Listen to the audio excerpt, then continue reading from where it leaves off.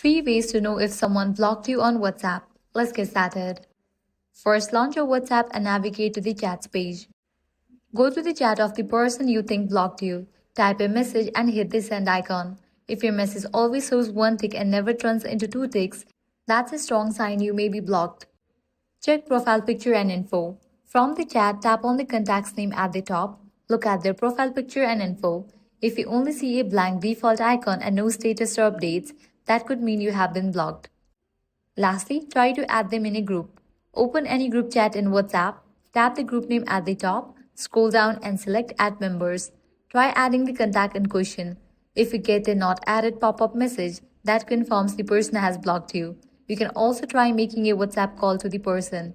If it just keeps showing calling instead of ringing, that's another sign of being blocked, and that's it. Those are 3 main ways to know if someone blocked you on WhatsApp.